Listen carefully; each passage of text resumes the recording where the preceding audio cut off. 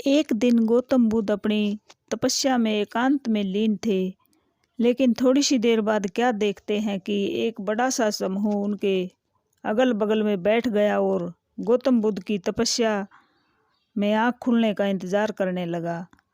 तो गौतम बुद्ध की आँख खुलते ही गौतम बुद्ध ने देखा कि मैं तो एकांत में तपस्या कर रहा था, लेकिन यह बहुत सारी भीड़ कैसे इकट्ठी हो गई।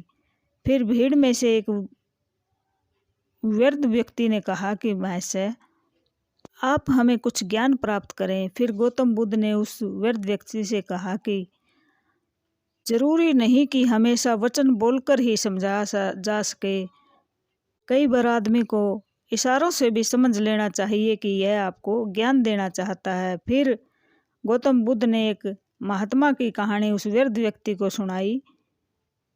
गौतम बुद्ध ने कहा कि एक गांव में एक बहुत ही साहूकार सेठ रहा करता था। उसका व्यापार दूर दूर तक फैला हुआ था।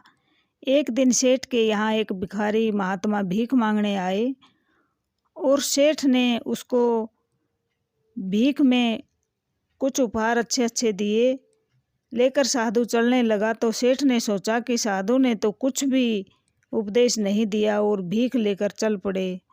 तो हाथ जोड़कर सेठ खड़ा हो गया कि महात्मा, कुछ उपदेश देकर तो जाइए।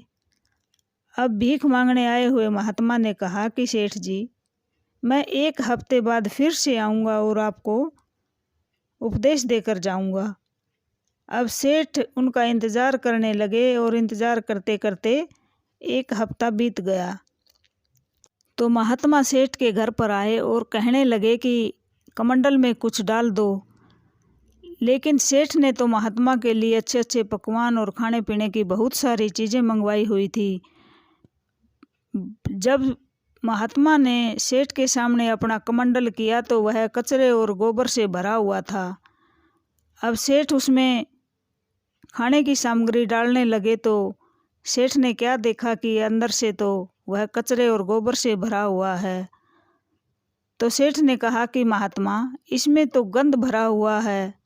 महात्मा ने कहा कि सेठ जी, इस कचरे को निकालकर साफ करके इस कमंडल में फिर खाने पीने की चीज़ें भर दो।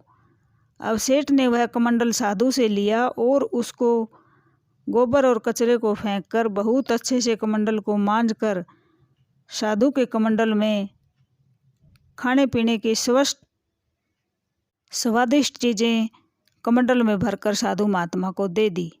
अब साधु महात्मा फिर चलने लगे तो सेठ ने फिर कहा कि महात्मा, आपने तो पिछले हफ्ते आए थे तब कहा था कि मैं उपदेश देकर जाऊंगा।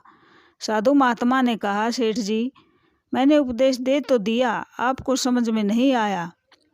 सेठ जी हाथ जोड़कर खड़े हो गए कि नहीं महात्मा, मुझे समझ नहीं आया, कृपया समझा कर बताएं। फिर महात्मा ने कहा कि कमंडल में कचरा भरा हुआ था, आपने साफ करके इसमें स्वादिष्ट पकवान भर दिए। आपके अंदर भी कमंडल की तरह गोबर कूड़ा और कचरा भरा हुआ है। इसको कमंडल को साफ किया, ऐसे ही अपने आप को साफ करके अपने जीवन में सुख शांति भर लीजिए। सेठ की समझ में आ गया था कि जो तेरी किफ़ायती दूर दूर तक तूने फैला रखी हैं, इसके कारण तुझ में घमंड पैदा हो गया है। अब सेठ ने धीरे धीरे अपना सारा कूड़ा कचरा निकालकर महात्मा के कहने से एक मन, हृदय और वचन को स्वस्थ कर लिया और सेठ का शरीर बिल्कुल ही स्वस्थ हो गया।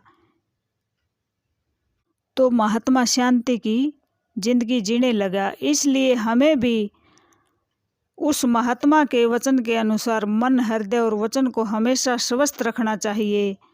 जब हमारा मन, हृदय और वचन स्वस्थ हो जाएगा तो ब्रह्मांड की सार्थक शक्तियाँ हमारे लिए काम करना शुरू कर देती हैं। ऐसा महात्मा बुद्ध का मानना था, क्योंकि महात्मा बुद्ध एक ज्ञान के प्रतीक थे और हमें भी उनकी बातों पर चलकर अपना कूड़ा कचरा बाहर निकालकर मन, हृदय और वचन को स्वस्थ रखना चाहिए। धन्यवाद। महात्मा बुद्ध की कहानी अपने शिष्यों को सुनाई गई हुई अच्छी लगी हो तो लाइक और शेयर करें। धन्यवाद।